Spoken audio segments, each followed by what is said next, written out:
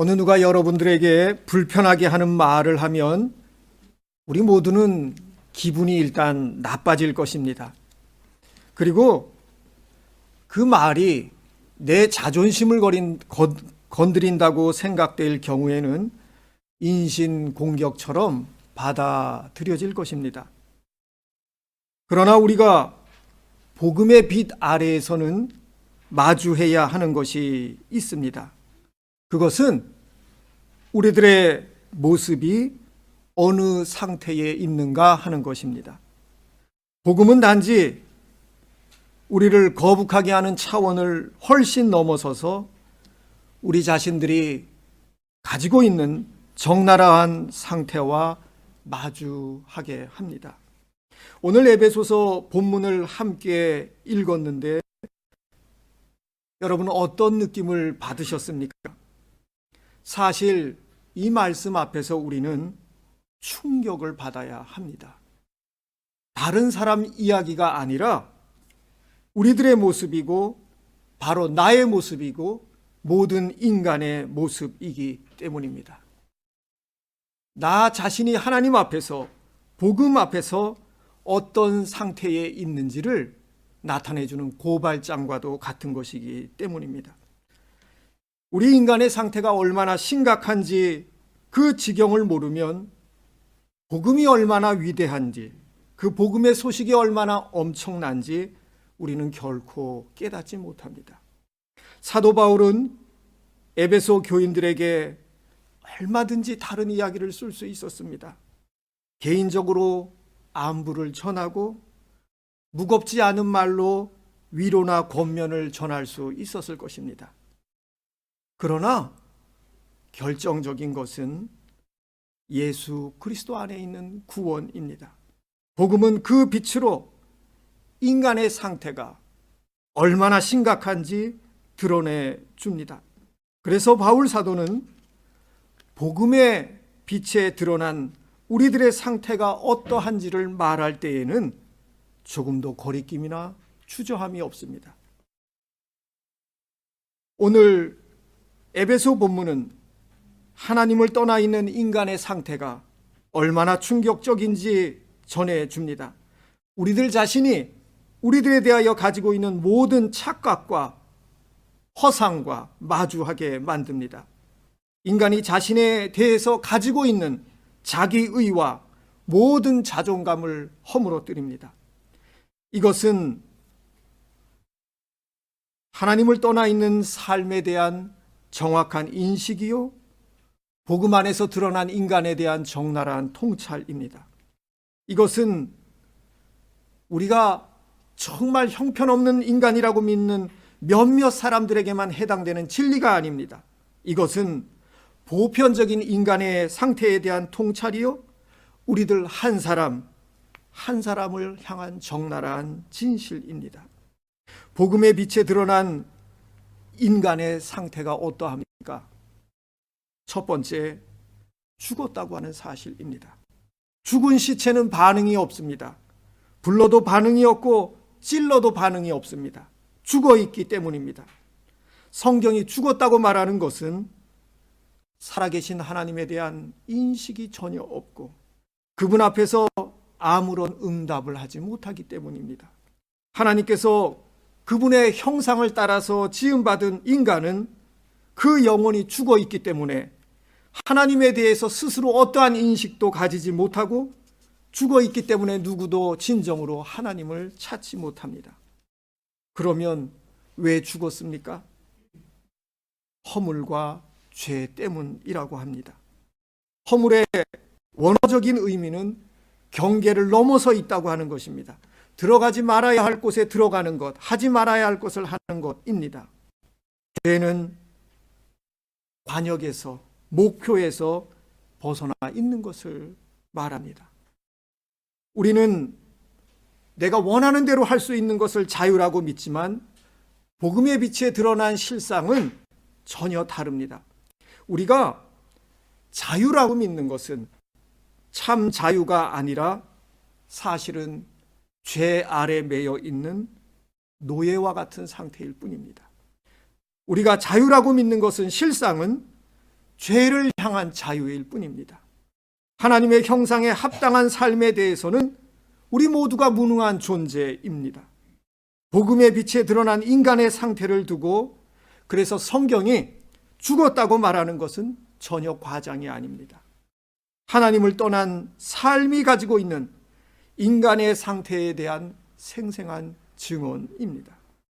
인간의 상태에 대하여 성경은 오늘날 사람들이 믿고 있는 관점과는 근본적으로 다른 진단을 가지고 있습니다.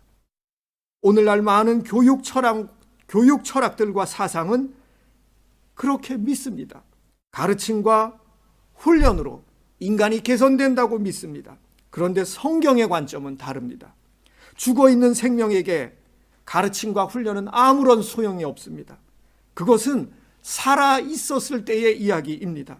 먼저 가르침과 훈련으로 변화가 있으려면 그 생명이 먼저 살아나야 합니다. 죽은 자가 어떻게 생명을 얻을 수 있겠습니까?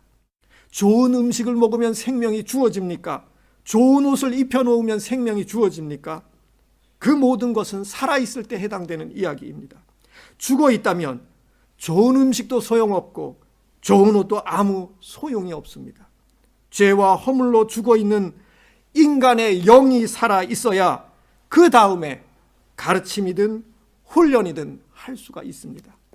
하나님의 생명을 떠난 인간의 상태에 대한 두 번째 진단은 종이 되었다 하는 것입니다. 종은 속박되어 있다고 하는 것입니다.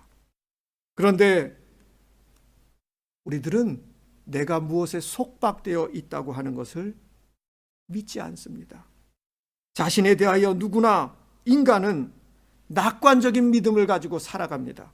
그래서 당신은 예속되어 있다, 종과 다를 바 없다라고 하는 성경의 진단을 불편해하고 자기의가 강한 사람일수록 그것을 아주 불쾌한 말로 그렇게 받아들입니다. 하지만 복음의 빛에 드러난 인간의 모습은 그렇지 않습니다. 인간은 자신이 전혀 어떻게 할 수 없는 강력한 다른 힘에 사로잡혀 살아가고 있다고 성경은 증언합니다. 그러면 우리는 도대체 무엇에 속박되어 있고 무엇의 지배를 받고 무엇에 사로잡혀서 살아가고 있습니까? 인간을 사로잡고 있는 배후에는 도대체 무엇이 있습니까? 무엇보다 인간은 이 세상의 지배를 받습니다.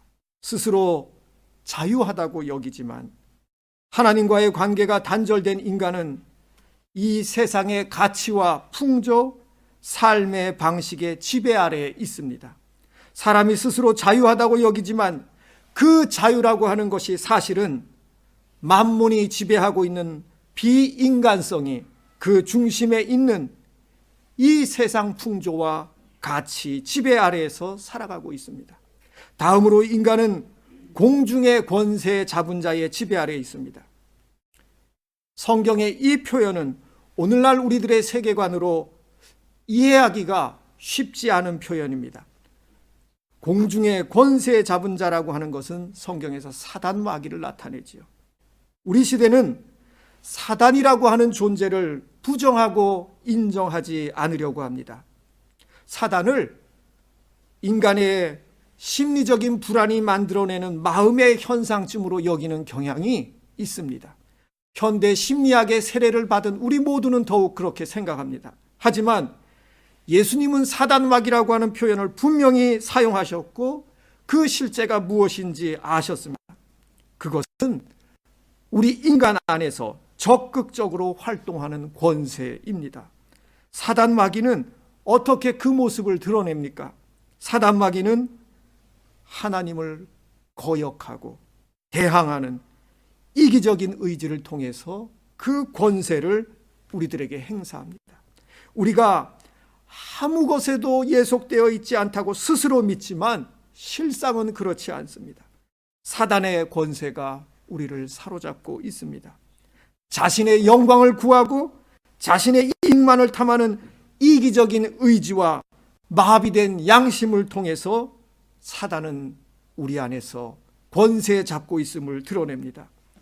인간은 또한 육체의 욕심의 지배 아래에 있습니다. 누구도 인간은 예외 없이 타락한 자기중심적인 욕심의 지배 아래 살아가고 있습니다. 하나님을 떠난 인간은 아무리 세련되고 교양 있어 보이고 그럴듯한 겉모습을 취하고 있지만 인간 속에 깊이 있는 부패한 본성의 지배 아래 놓여 있습니다. 나는 그 어떤 것의 지배도 받지 않는다. 나는 그 어떤 것의 종도 아니라고 하는 믿음, 내가 아닌 다른 어떤 것에도 예속되어 있지 않다고 하는 믿음이 얼마나 허구이고 허상인지 복음의 빛은 우리들에게 보여줍니다. 복음의 빛에 드러난 인간의 상태에 대한 세 번째 진리는 인간은 누구도 예외 없이 진노의 자식이라고 하는 사실입니다. 하나님께서 인간의 상태에 개입하지 않으셨다면 진노는 우리 모두에게 피할 수 없는 귀결입니다. 진노는 하나님의 진노를 나타냅니다. 우리 인간의 진노는 불의한 진노도 있고 독단적인 진노도 있지만 공의로우신 하나님의 진노, 그 하나님의 진노는 그 앞에서 어느 누구도 반항할 수 없는, 스스로 자기의를 내세울 수 없는 그러한 진노입니다. 하나님의 진노는 죄를 인정하고 죄와 타협하는 것에 대한 하나님의 분명한 거부를 나타냅니다. 이 모든 것이 의미하는 것이 무엇입니까? 우리는 하나님의 의로우신 심판을 받을 수밖에 없는 존재요, 진노의 심판을 피할 수 없는 상태에 있다고 하는 것입니다. 이렇게 복음의 빛에 드러난 우리들의 상태를 부정하고 격렬하게 저항하는 것이 있습니다. 그것은 우리 모두 안에 심각할 정도로 깊이 뿌리내리고 있는 자기의입니다. 우리 안에 있는 자기의는 복음을 거부합니다.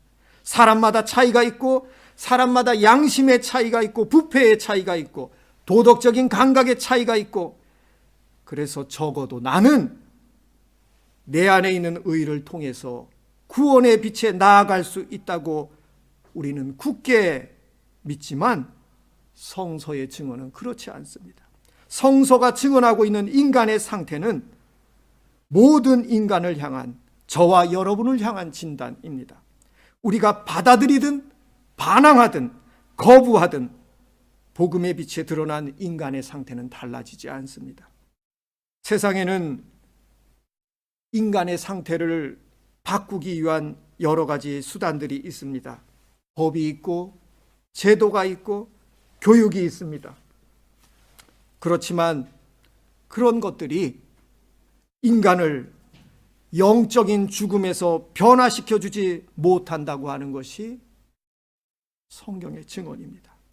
왜냐하면 영적으로 죽어 있기 때문입니다. 우리에게 필요한 것은 복음입니다. 사로잡혀 있는 자를 자유케 하는 복음입니다. 거룩하고 의로우신 하나님의 진노 아래 정죄 받을 수밖에 없는 자에게 용서를 베푸시는 새로운 삶을 가능하게 하는 복음입니다. 복음의 빛에 드러난 인간의 상태는, 성서가 전해주는 우리들의 실상은 여전히 자기 의를 붙들고 종교 생활에 만족하는 우리 자신을 흔들어 깨웁니다. 교양 있는 사람이라 인격자라 스스로 믿으며 피상적인 신앙으로 살아가는 것이 얼마나 가짜 신앙인지 우리들에게 보게 해줍니다. 이럴 때에 이 복음 앞에서 터져 나오는 것이 회개입니다. 그때 터져 나올 수밖에 없는 것이 통성기도입니다. 통성기도는 자기의라고 하는 단단한 껍질이 깨어지면서 우리 죄를 밖으로 쏟아놓을 수밖에 없는 통로입니다. 주여, 제가 죄인입니다. 주여, 제가 가짜입니다. 주여, 제가 위선자입니다. 주여, 제가 간음한 자입니다. 주여, 제가 주의 것을 도둑질하고 남의 것을 도둑질한 자입니다. 주여, 제가 자식에게 본을 보이지 못한 부모입니다.